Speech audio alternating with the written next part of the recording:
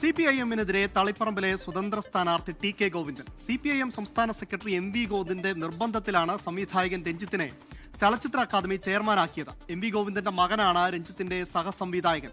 പാർട്ടിയിൽ രഞ്ജിത്തിന് നല്ല സ്വാധീനമുള്ളതുകൊണ്ടാണ് മുൻപത്തെ അറസ്റ്റിൽ നിന്ന് രക്ഷപ്പെട്ടതെന്നും TK ഗോവിന്ദൻ പറഞ്ഞു.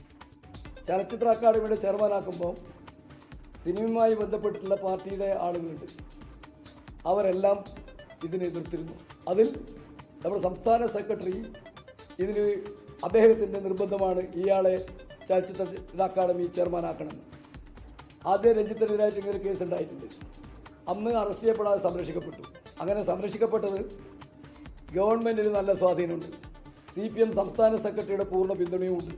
ഇതിൻ്റെ ഫലമായിട്ടാണ് ആദ്യഘട്ടത്തിൽ പരാതി ഉയർന്നപ്പോൾ രഞ്ജിത്ത് അറസ്റ്റ് ചെയ്യപ്പെടാതിരുന്നത്.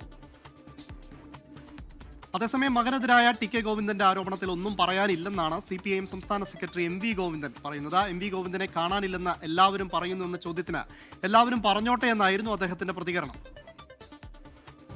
ഞാൻ ഒന്നും പറയാൻ പോകുന്നില്ല.